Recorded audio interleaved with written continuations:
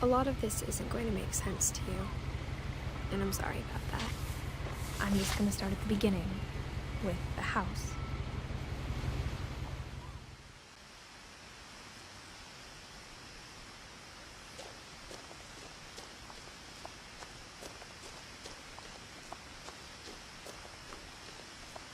I lived here until I was 11, but I wasn't allowed inside half the rooms.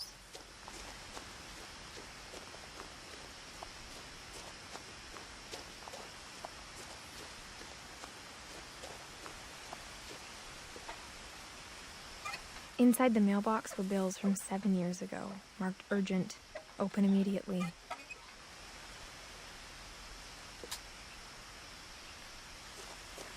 I hadn't been back since my brother Lewis's funeral.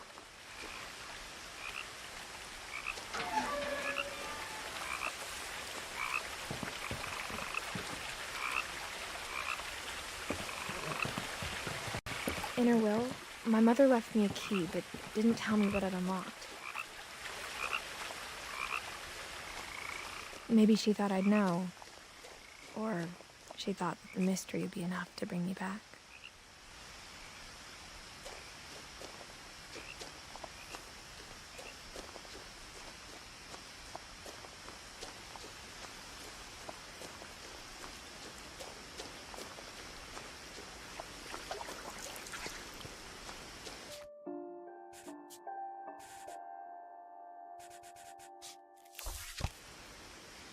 The truth is, even after I inherited the house, I never thought I'd come back to it. But now I had questions about my family that only the house knew the answers to.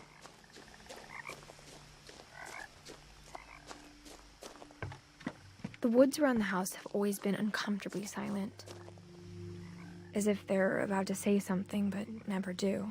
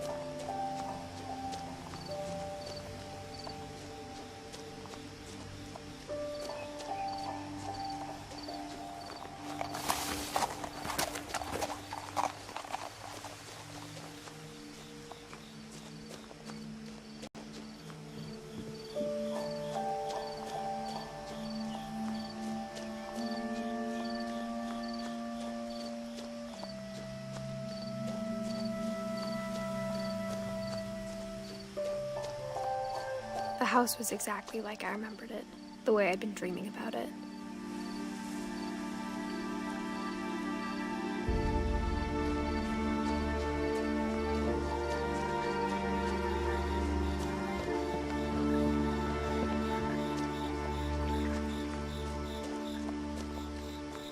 As a child, the house made me uncomfortable in a way I couldn't put into words. Now, as a 17-year-old, I knew exactly what those words were. I was afraid of the house.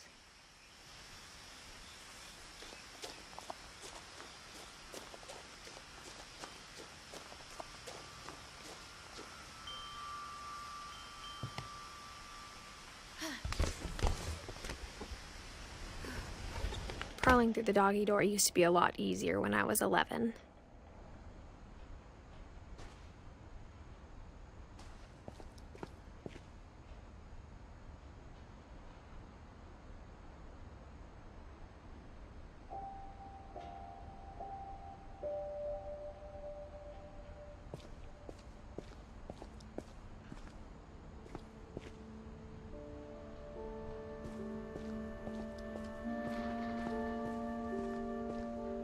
For the first time in years,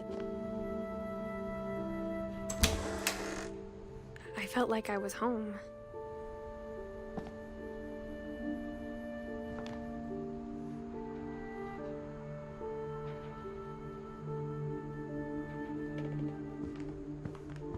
But instead of a family, there were just memories of one.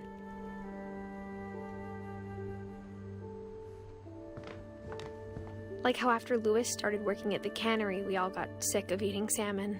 Except our cat, Molly.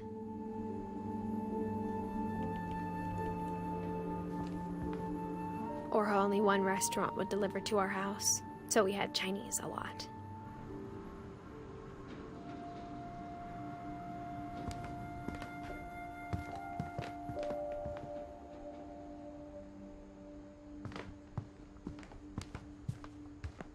The table was still a wreck from the night we left. It was like a bomb had gone off, killing everyone but sparing the furniture.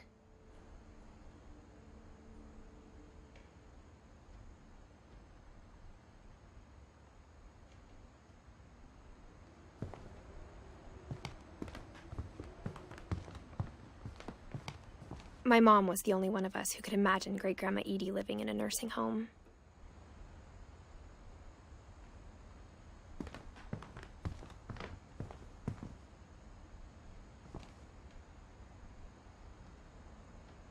Nothing in the house looked abnormal.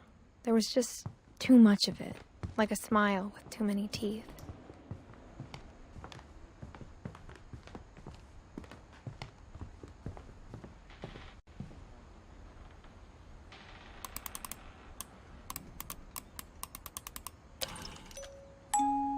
Great-Grandpa Sven built a music box for Barbara, along with the rest of the house. Mom always told me to stay out of the basement, so I wasn't too surprised when the key didn't fit.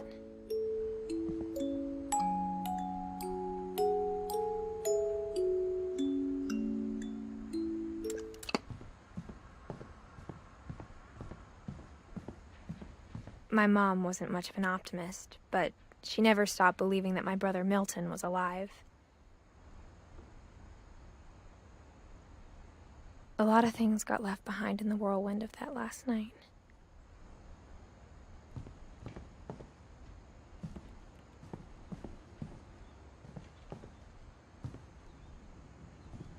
After Milton disappeared, Mom sealed up all the bedrooms.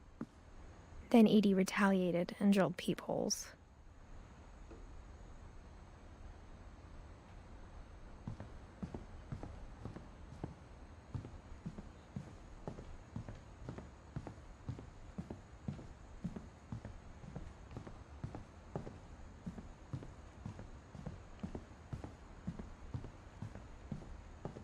Whenever people ask me about my family, the first thing they always want to know about is Barbara.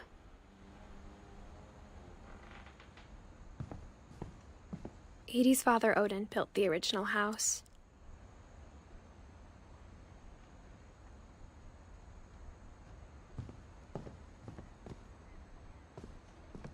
Mom must have locked the third floor stairs on the night we left.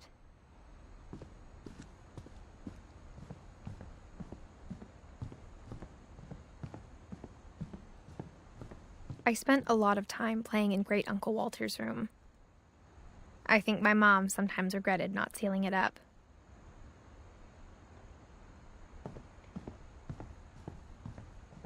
Louis told me there were secret passages, but I never believed him.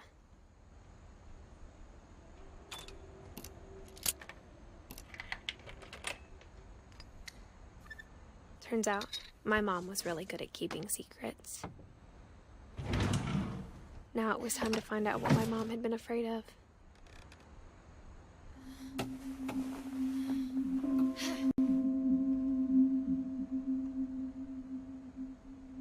Reading this, maybe it sounds like I had a plan, but I had no idea what was behind that door.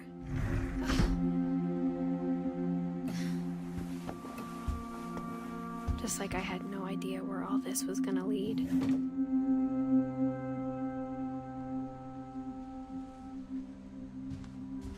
I grew up looking at Molly's room through the peephole. Molly's gerbil had a tiny bedroom with its own even tinier gerbil cage.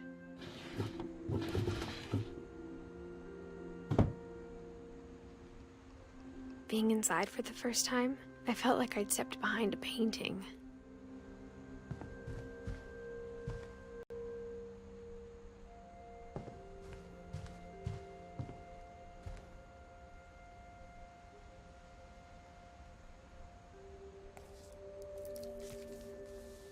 December 13th, 1947. Dear Diary, I'll be gone soon, but I wanted to tell somebody about what's gonna happen. It started when Mom sent me to bed without dinner. I woke up and I was starving, so I looked around for something to eat. The gerbil food was dry, but I didn't mind it.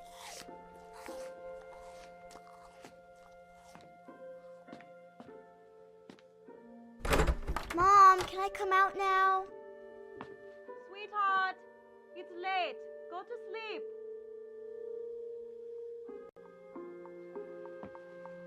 My Halloween candy was all gone.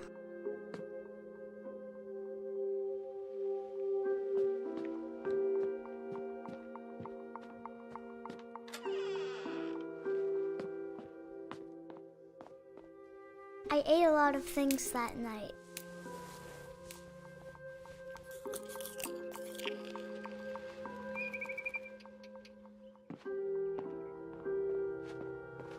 Then I heard chirping outside my window. It was a barn swallow going back to her nest. I reached out for her.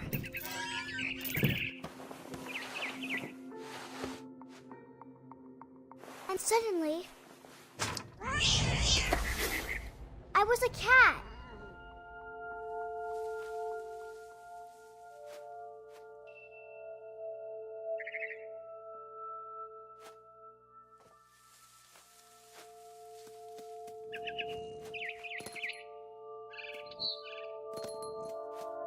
I tried to be quiet, but the bird was really scared.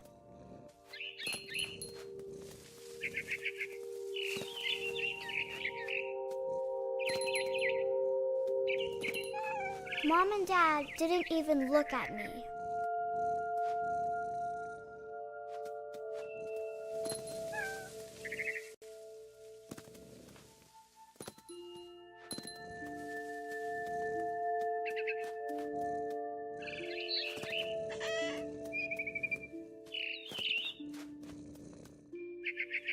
I jumped and I almost got her.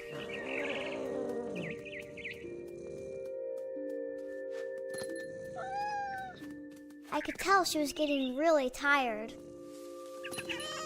Now I was up in the big tree.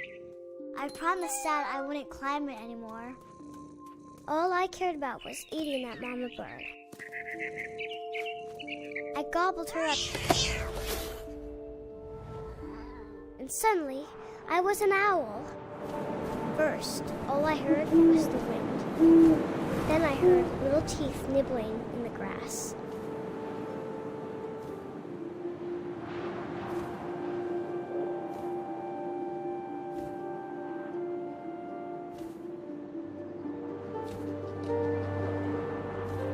Rabbits.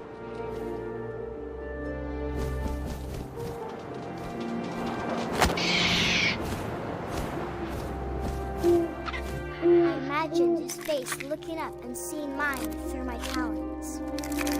I swallowed him up, and I didn't chew one bit. Then I flew off to find something bigger.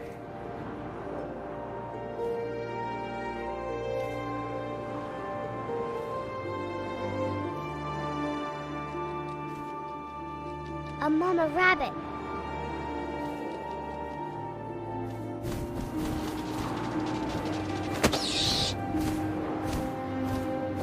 She was almost too big to carry.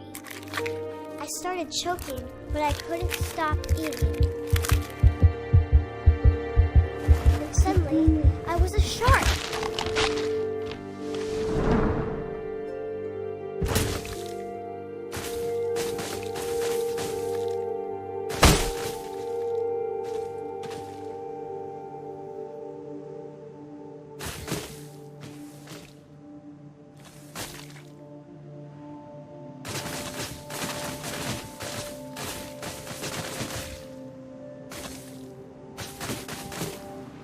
I rolled off a cliff and into the ocean. Now, I was hungrier than ever.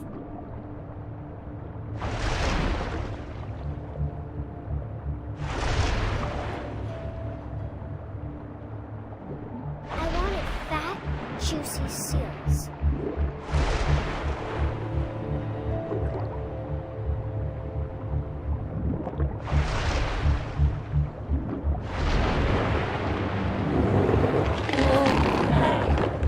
I tore off her flipper, and it tasted really good.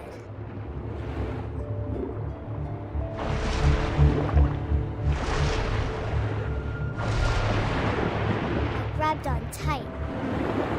When I was so hungry, I jumped out of the water. When I opened my eyes, everything had changed.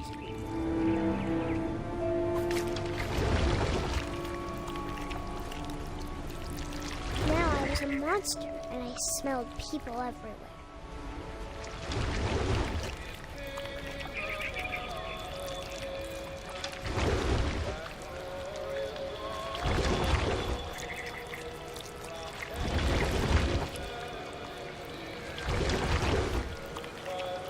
I was big, but I moved real quiet.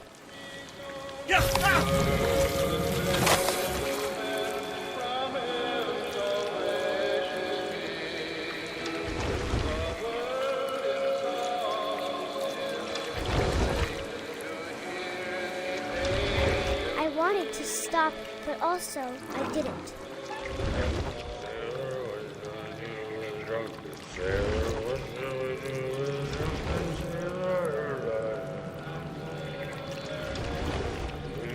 Belly was rusty.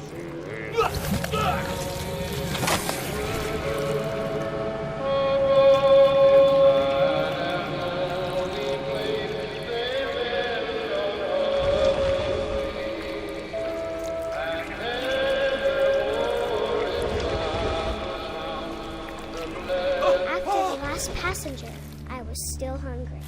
And across the water, I smelled something new. Something I had to have, so I swam towards it.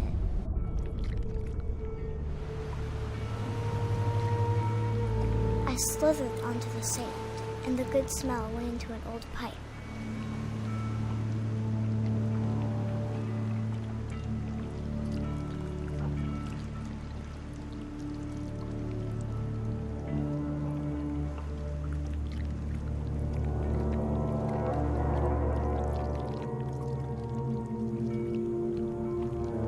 I got closer and closer.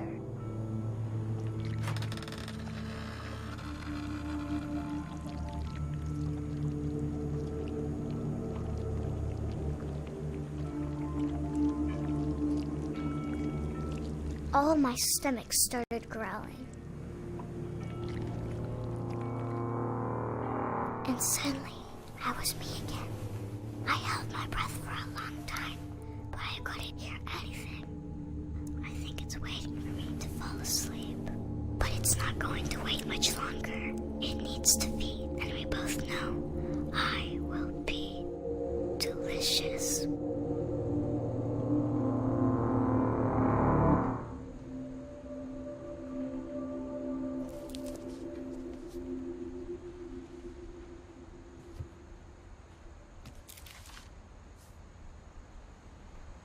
I'm not sure if I believed all of that, but I'm sure Edie would have.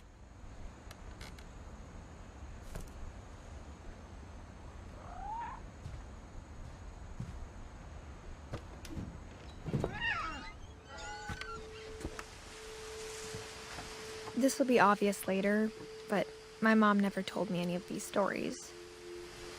Edie would have, but Mom didn't like bringing up the past.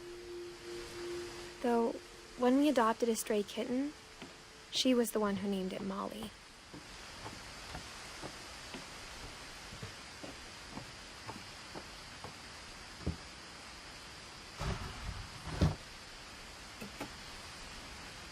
I spent a lot of time in Great-Grandma Edie's room.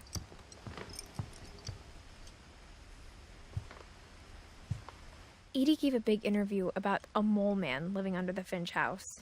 My mom was furious. I hadn't thought of myself as Edith Jr. for a long, long time.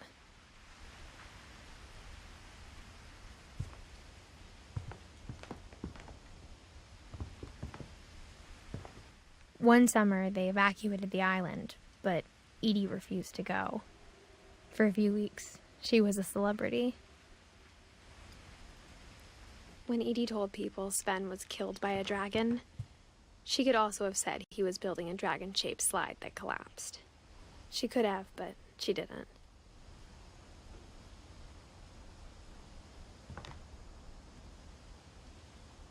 Even in her 90s, sometimes Edie seemed a lot younger than my mother.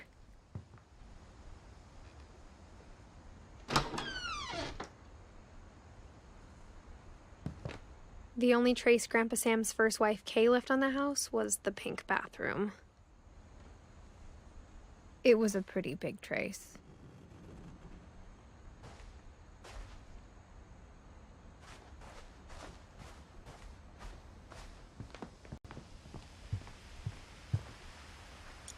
Edie knit me a new pair of gloves every year, just in time to replace the old ones. Louis died a week before we left, but Edie had already started to memorialize him. Her room was like a museum.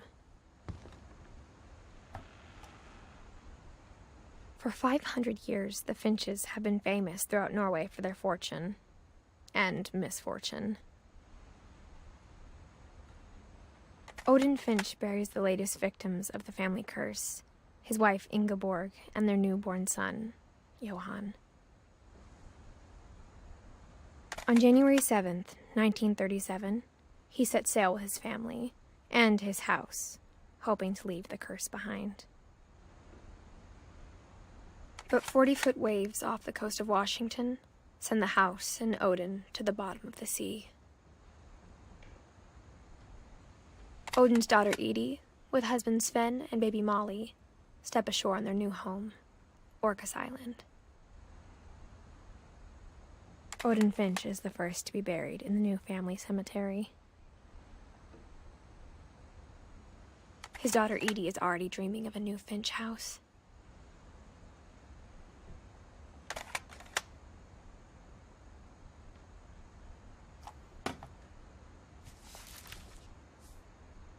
Whatever's wrong with this family, it goes back a long ways.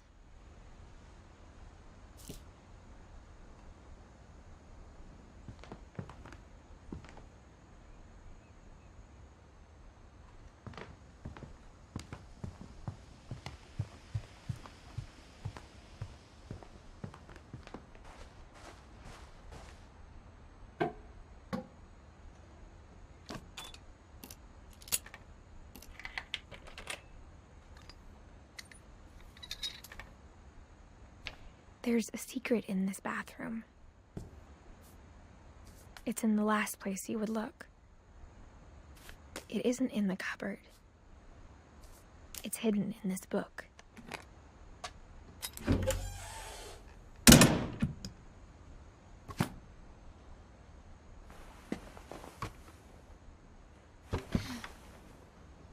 Sven gave Sam an old camera he'd refurbished. He never put it down.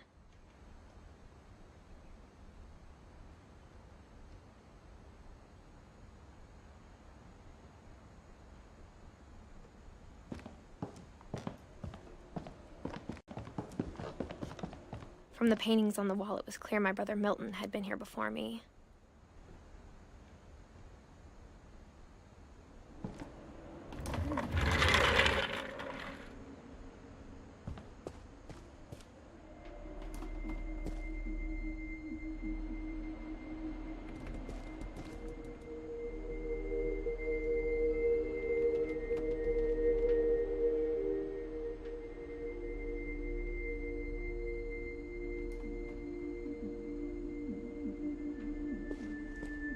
I knew Grandpa Sam had a twin, and that he never talked about him.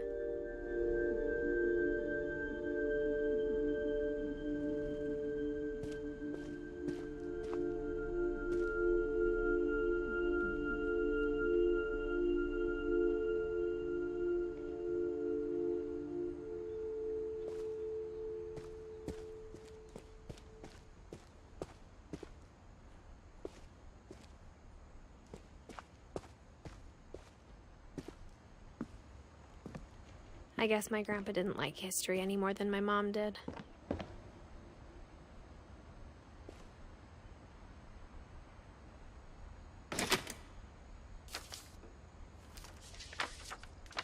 How I Want to Remember My Brother by Sam Finch. The thing I remember is that when he made up his mind, that was it.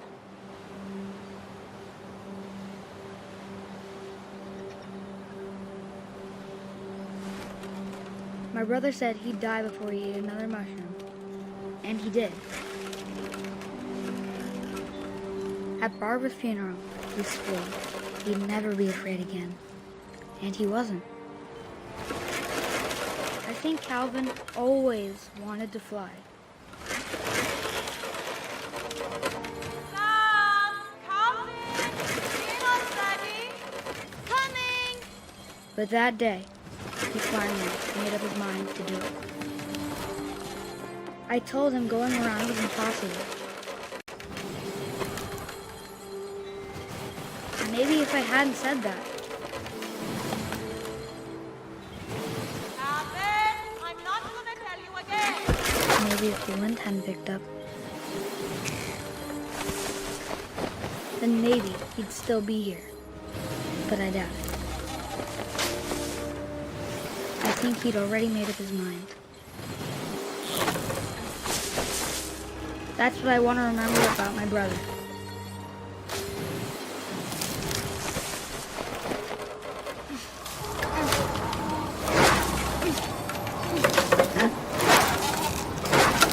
The day he made up his mind to fly. And he did.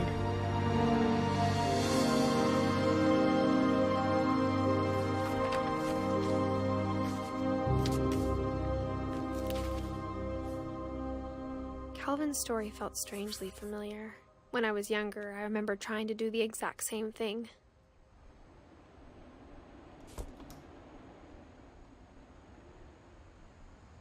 After the funeral, Edie roped off Calvin's half of the room.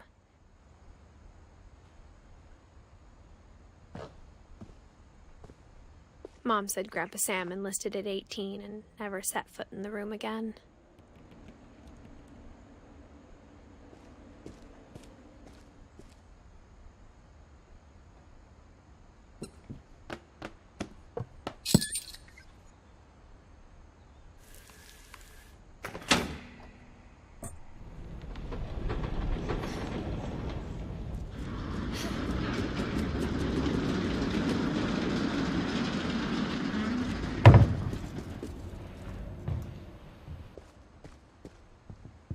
The passages were a pretty tight fit.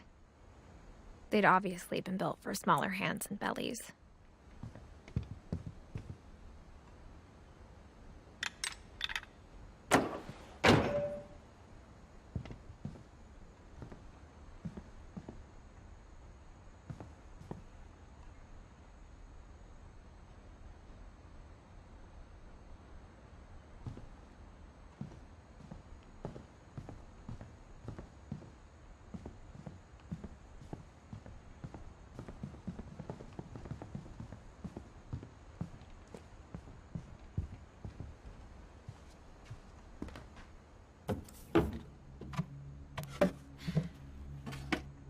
Growing up, I always thought of Barbara as a child star.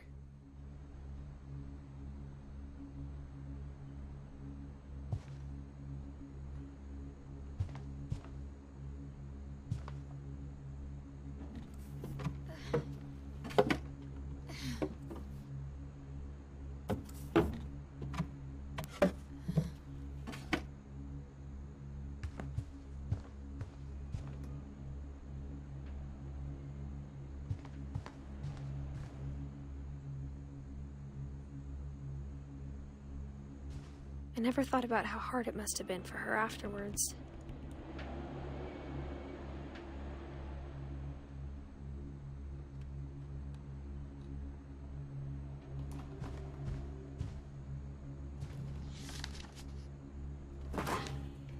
Of all the stories people wrote about Barbara's death, I'm surprised Edie saved this one.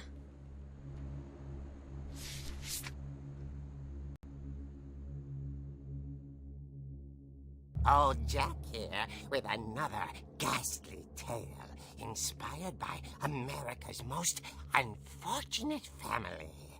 I'm calling it The Surprise Ending of Barbara Finch. As a child star, Barbara was famous for her scream. Now at 16, she was all washed up, a has-been. But in a lucky break, she'd been asked to perform her signature scream at a local convention for monster movie fans. It was just the boost her career needed. Unfortunately, her scream hadn't aged well. Getting better. I think you just need the right motivation. Her biggest fan and current boyfriend, Rick, was about to demonstrate when... Now that was a great scream. It was Barbara's father, Sven. He'd slipped into a table saw and had to be rushed to the emergency room. So Barbara got stuck babysitting her youngest brother, Walter. Her convention comeback was cancelled. Okay, I'm hearing frustration, but I'm not hearing terror. What if I tried... A gang of hoodlums in Halloween masks have been terrorizing Orcas Island tonight. Police are urging residents to... That came from the basement. You're right! Also, I loved your delivery on that. Why is your basement door locked? Because my dad likes making puzzles and secret passages. There's a key hidden in the music box. The secret is to keep winding and winding until finally the key pops out. Thanks, babe. I'll be back in a sec. 20 minutes later, Rick hadn't returned. So Barbara went to look for him, right on cue. She reached for the music box.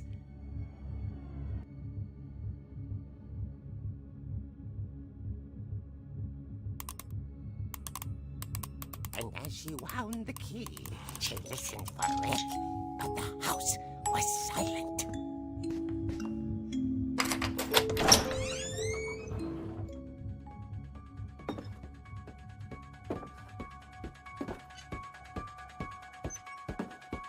She found Rick's crutch and imagined the worst.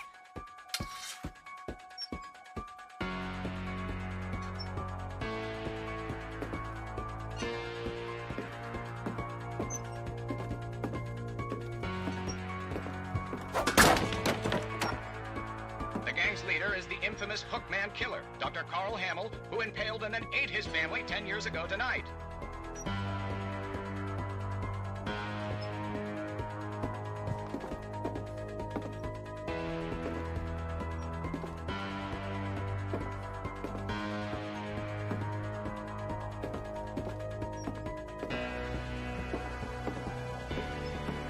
The old fridge rattled and grew still.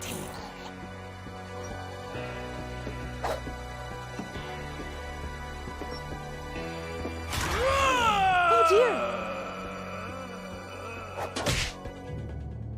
Oh! Rick?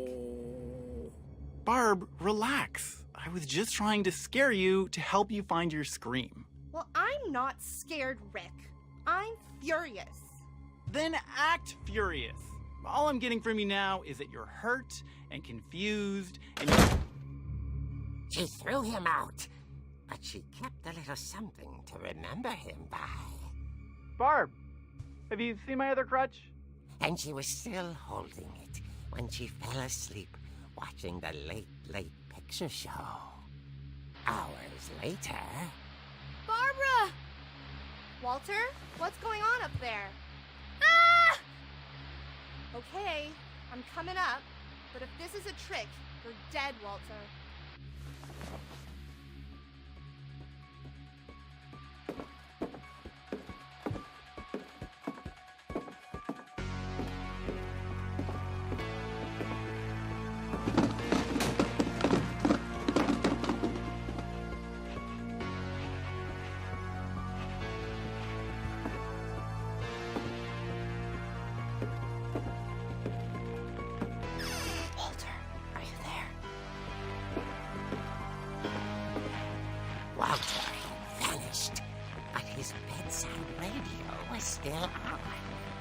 Marcellus Island police describe the man as 6 feet tall, with a steel hook for a hand. Residents are urged to lock all doors and windows and notify the police of any suspicious activity. Barbara turned, saw the hook man, and was speechless. He was quite smashing. And there he was. He couldn't get enough of Barbara. Okay, Barbara, there's gotta be another way out of here. That night, she played her part beautifully.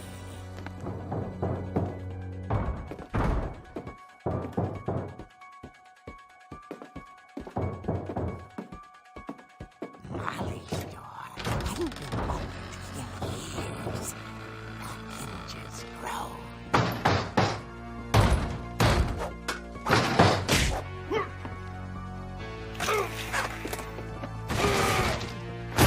He wasn't moving, but she sensed the story might not be over yet.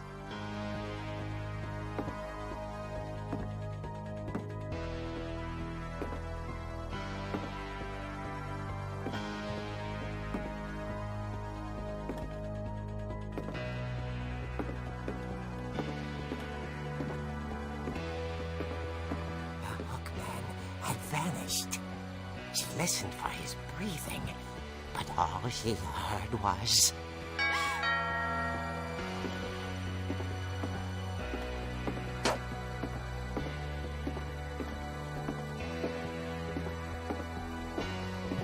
At the door, she heard whispering. It was coming from inside the house.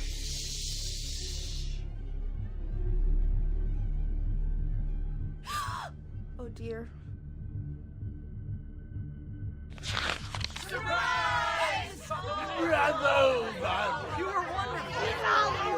monsters had come to surprise her. For Barbara, it was a dream come true. Then she saw what kind of monsters they were, and she realized what was about to happen. She was going to be famous. And with her final breath, Barbara Finch gave the performance of her life.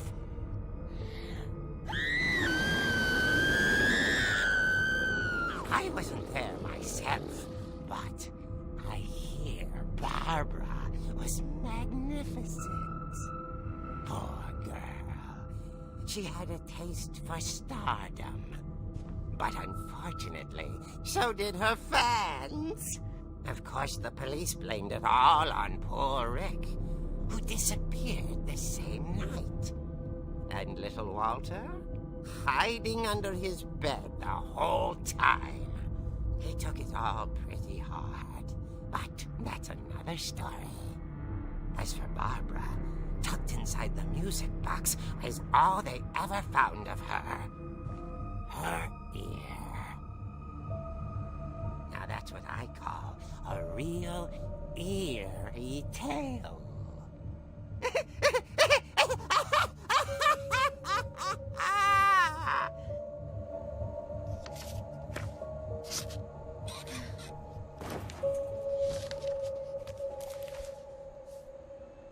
Edie told me all Barbara wanted was to be remembered, as absurd as that comic was. Maybe what Edie saw was a happy ending.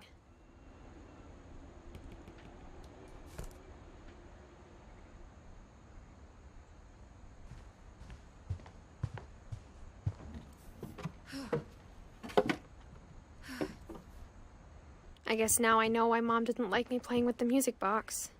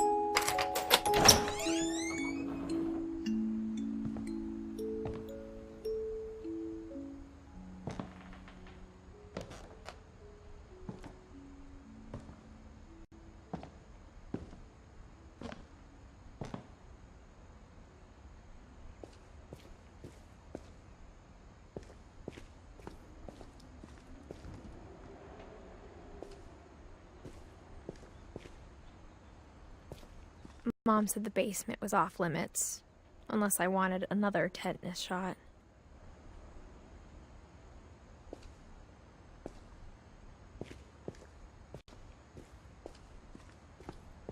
I saw Edie sneak down to the basement once, carrying packages.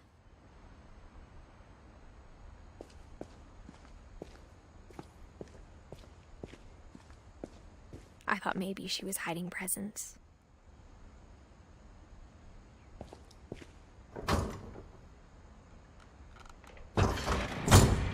It turned out she was hiding a lot more than that.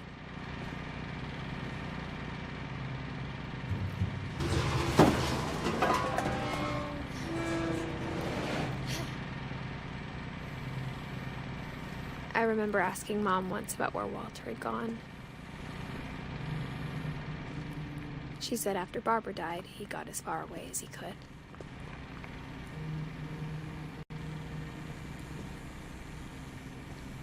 If there's a pattern in all these stories, I think it's that none of us has gotten very far.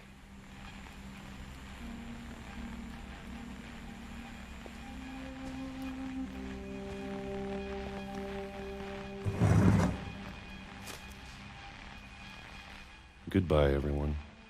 I can't believe I've been down here for 30 years. On that first day, after the shaking started, I didn't think I'd survive a week.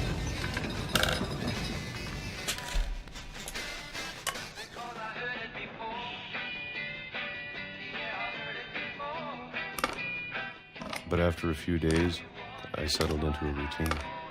That's what kept me sane. Having a schedule, living for today. I always expected to be dead tomorrow. But if you wait long enough, you get used to anything.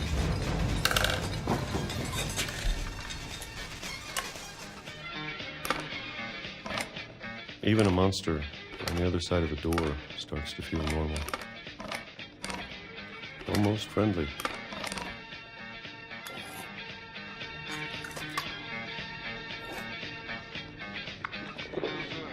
And then one day, everything just stopped. Whatever that thing was, it was gone. Maybe it got tired of waiting. Or maybe I just got tired of being afraid.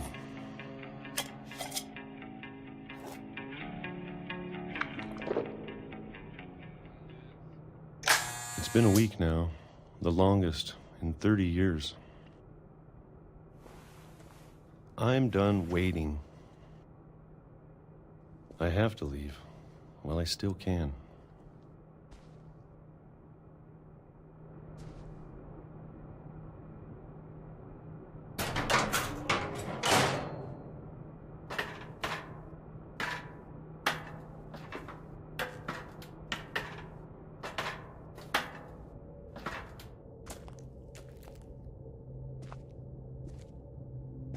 I know it's out there somewhere. Whatever killed Barbara and Molly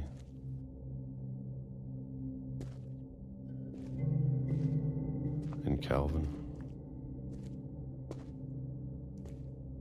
Maybe this is all a mistake.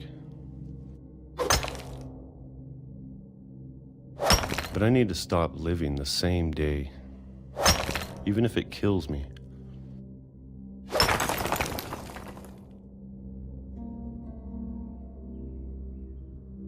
Whatever's out there, I want you to know I'm ready for it. I'm going to appreciate all of it, especially the food. I don't mind if I only have a year left, or a month, or a single week. I'd be happy with one new day. I can already imagine the sun on my face.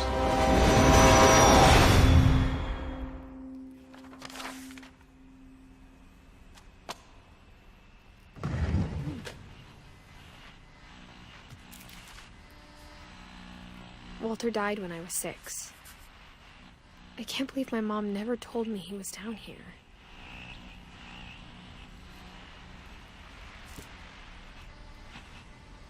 I'm sure my mom was trying to protect me.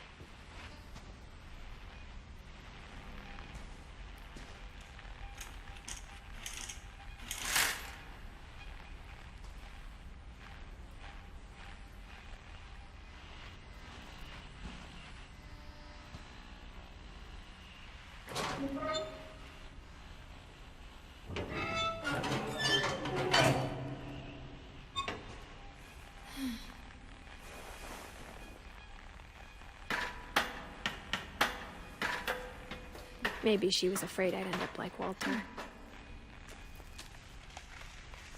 But if she never told me about an uncle under the house, I can only imagine what else she was hiding.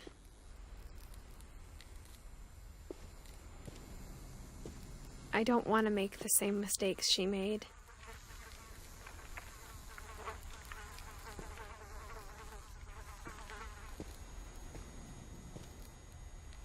Trying to bury something that's still alive.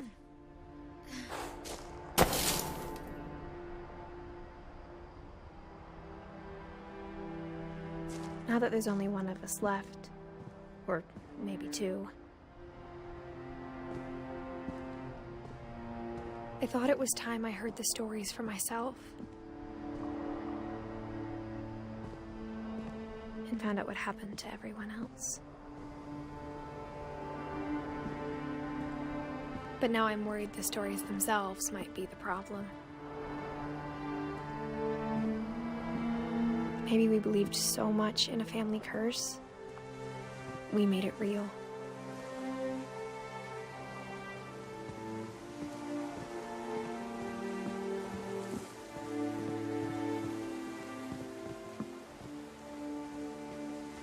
I don't know if I should even be writing this.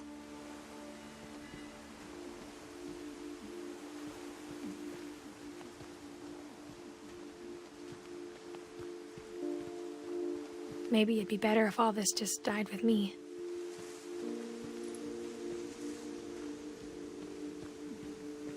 But I thought you should know about your family.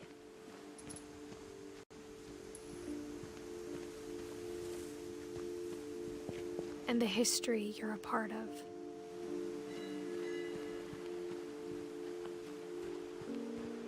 Though to be honest, I feel as lost as you probably do right now.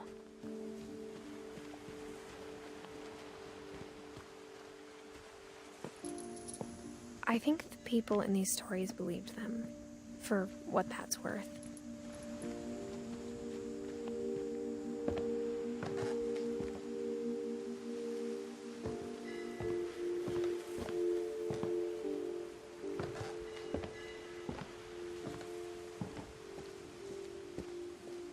And when you look at the house, that history of imagination and stubbornness and madness, any of it seems possible.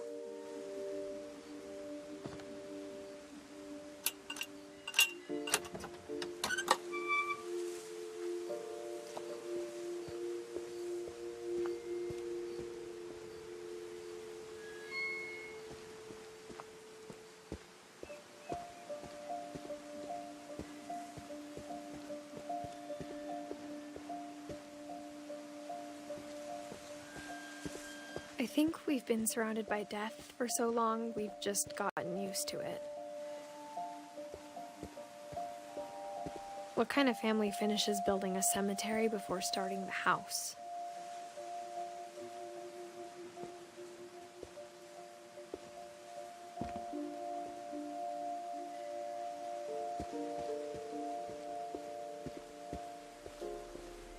It's embarrassing for me to admit this, but the pet cemetery made me more uncomfortable than the human one.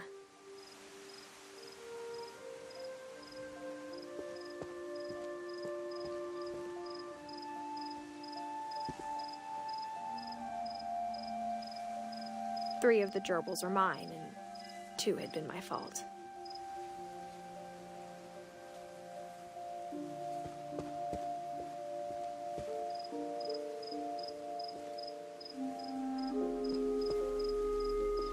Sven built the house, but it was Edie who designed the cemetery.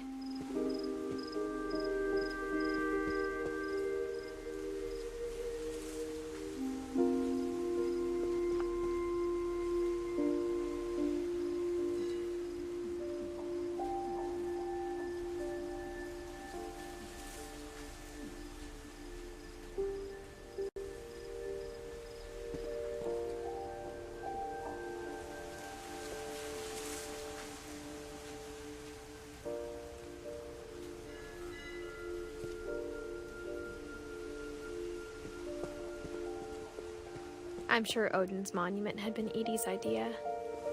My mom was always trying to move on, but for Edie, the past never went away.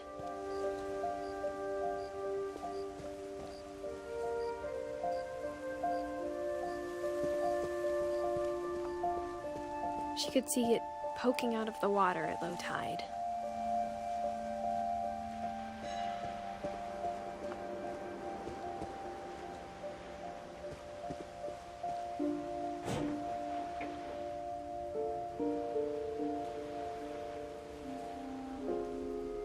Edie said she dreamed about the old house every night.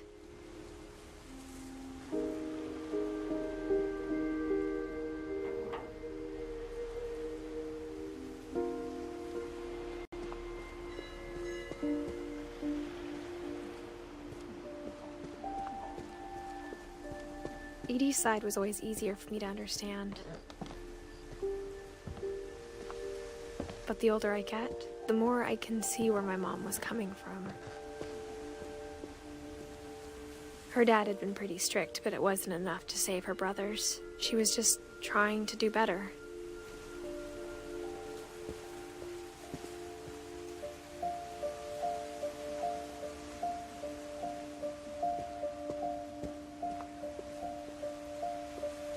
She lost 2 of her brothers, just like I did. I get why she tried so hard to protect us. We never found Milton's body, so my mom insisted we were putting up a monument, not a tombstone.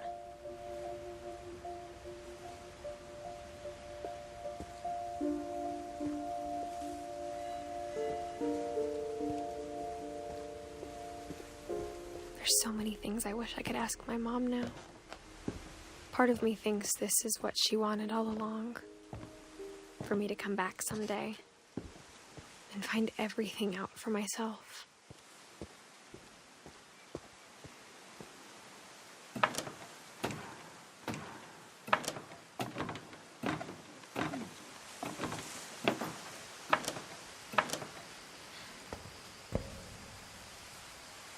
But looking back on it now,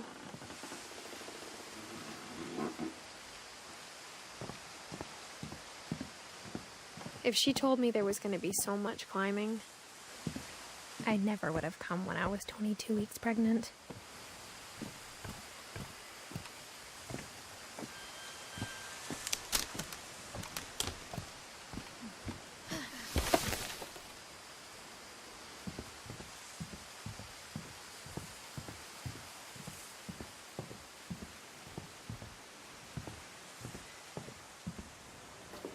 I never met Grandpa Sam, but I think he and my mom had a lot in common.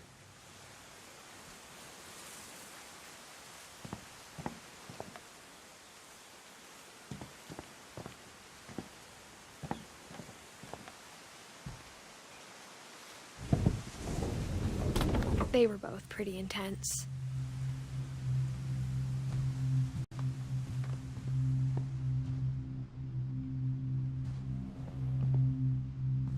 Instead of hiding from death, Sam seemed to go out of his way to meet it.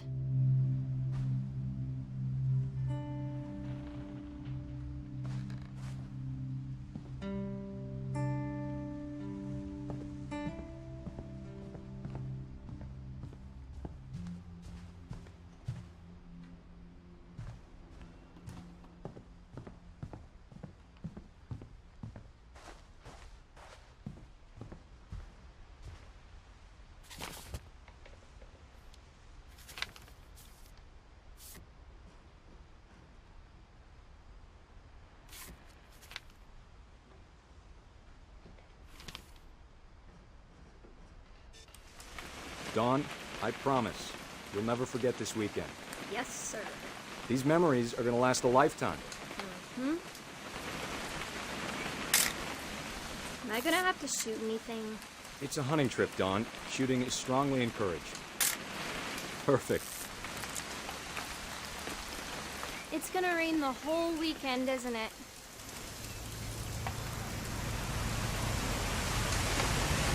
Please just take the damn picture.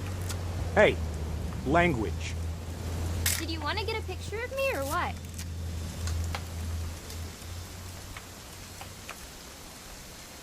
I will never forget this weekend, Dad.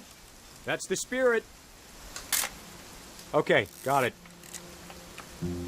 I'm gonna take some pictures, okay? Just be careful. That camera's older than you are.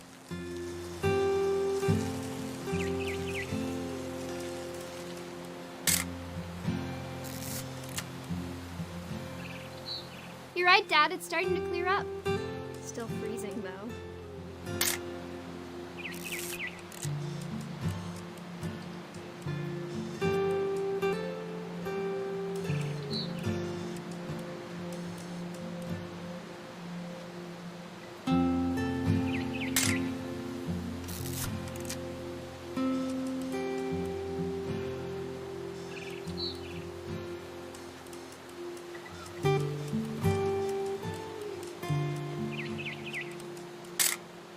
Aw.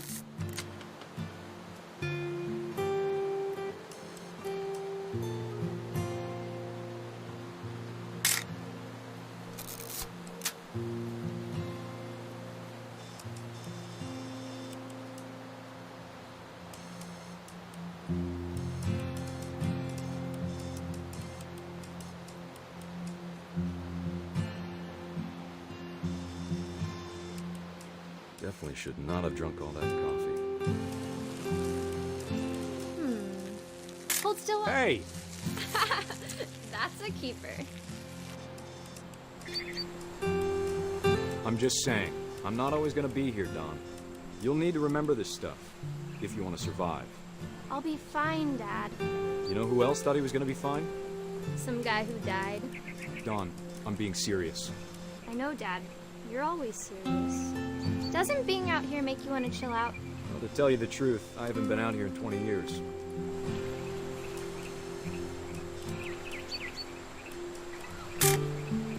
Don, don't you think you could find something more interesting to photograph? Last time I was with my brother Calvin.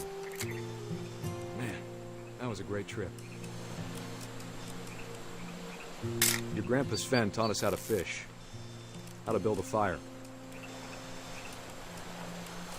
We found an old logging trail. There were deer everywhere. I bet if I could remember where that Dad! Good eyes, Don.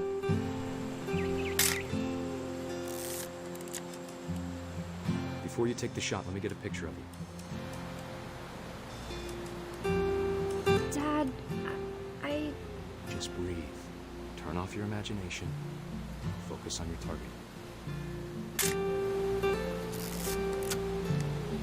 Let me get behind you. Do I have to do this? Don, you don't have to do anything. But if you want to survive, you'll need to be strong. Great shot, Don!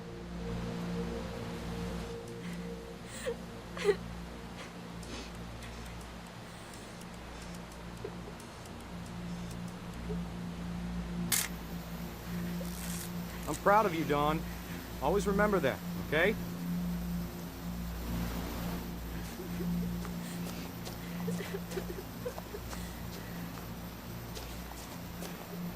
Sorry, Don. Just gotta reset the timer.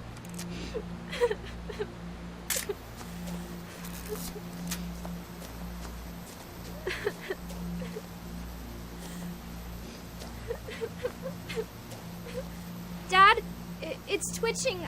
I think That's it's totally normal, Don. Just focus on the camera. Try not to think about... Dad!